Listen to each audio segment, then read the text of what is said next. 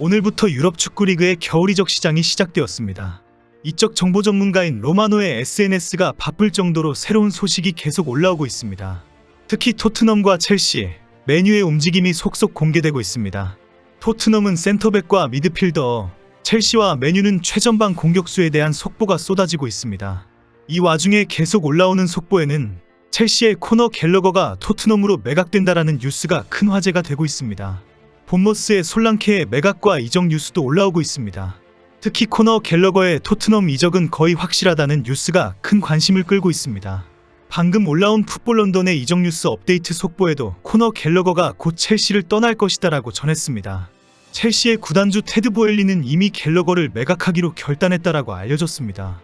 그동안 계약이 얼마 남지 않은 갤러거에 대해 새로운 계약을 제안하지 않는 첼시 구단입니다.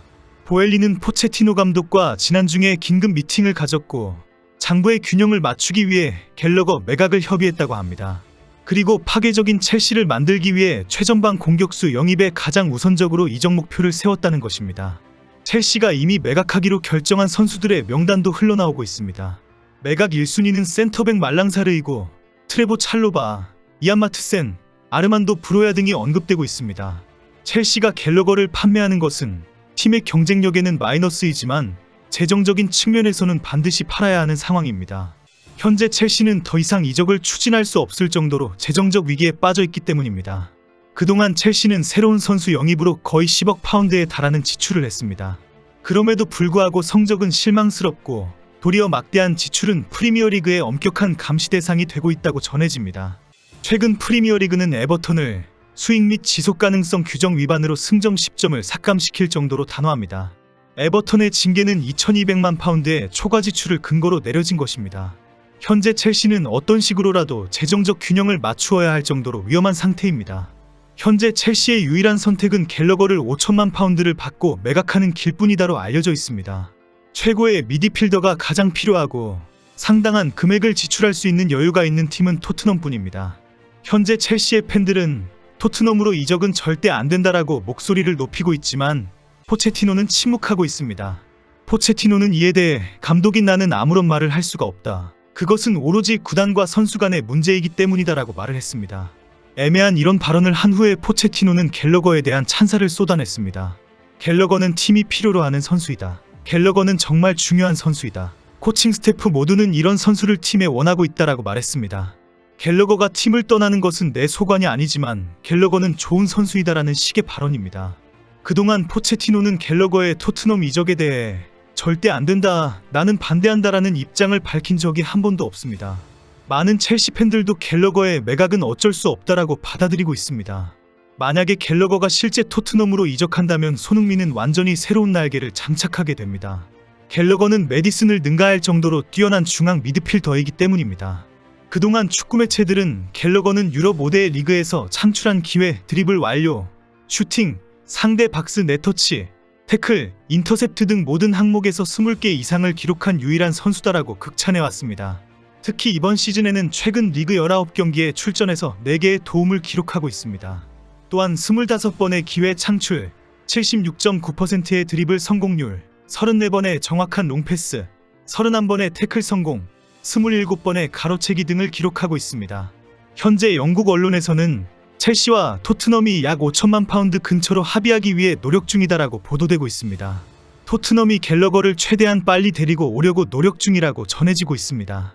토트넘은 갤러거가 수비형 미드필더나 공격형 미드필더까지 소화할 수 있는 다재다능함을 높게 평가하면서 영입을 추진하고 있다고 알려졌습니다. 현재 토트넘은 센터백 영입과 함께 중원 영입이 매우 급합니다. 핵심 미드필더인 파페사르와 이브비수마가 아프리카 네이션스까지 기용할 수 있는 미드필더는 올리버 스킵과 조바니 로셀소뿐입니다. 그러나 이들은 경기력이나 실전 감각이 많이 부족한 상황입니다. 갤러거가 토트넘으로 온다면 손흥민은 메디슨과 갤러거라는 양 날개를 달게 되는 것이나 마찬가지입니다. 토트넘 팬들은 갤러거가 온다면 손흥민이 다시 원톱으로 자리 잡을 것이다라고 보고 있습니다. 아직 경기력이 완전히 살아나지 않은 히샬리송은 사우디리그로 갈 수 있는 여지가 있다고 보고 예상하고 있습니다. 이 와중에 오늘은 본머스의 솔랑케가 첼시로 이적한다라는 속보가 올라왔습니다. 결국 첼시가 갤러거를 내보내는 이유가 솔랑케의 영입 때문이다라고 알려졌다는 것입니다. 지난 25일 토트넘이 본머스에 솔랑케를 영입한다라는 보도는 더선의 잘못된 특종이었다는 것입니다. 더선의 특종 보도를 받아서 데일리메일 등이 대서특필한 토트넘의 영입 시도는 처음부터 사실무근이었다고 합니다. 당시 더선은 토트넘이 케인의 대체자로 솔랑케를 낙점했다. 1월 영입이 어려우면 여름 영입 기간에 다시 도전할 것이다 라고 보도했습니다. 그동안 토트넘이 이번 시즌 내내 스카우터를 보내서 솔랑케를 관찰했다고 주장했습니다. 그래서 지난주에는 토트넘과 첼시 팬들이 서로 솔랑케의 토트넘 이적을 반대한다라며 싸웠습니다. 그러나 결국 오늘 솔랑케는 첼시로 간다라는 속보가 올라오고 있습니다. 솔랑케도 첼시는 내가 돌아가야 하는 팀이다라며 긍정적이라고 알려졌습니다. 잉글랜드 출신의 솔랑케는 첼시 유소년팀에서 성장했습니다. 그러나 첼시에서 데뷔 후 좀처럼 기회를 잡지 못했고 네덜란드 비테세로 임대를 떠났습니다. 한 시즌 후 다시 첼시로 돌아왔지만 여전히 출전 기회를 잡지 못했습니다. 결국 2017년 리버풀로 이적했지만 계속 백업 교체 선수로 활용되었습니다. 결국 2년 동안 단 27경기에 출전에 그친 솔랑케는 결국 챔피언십 본머스로 이적했습니다. 2021-22 시즌에는 46경기에 출전해 무려 29골 7도움을 올리며 커리어 하이를 달성, 본머스의 프리미어리그 승격을 이끌었습니다. 그러나 본머스가 리그로 승격한 지난 시즌에는 또 고전을 면치 못했습니다.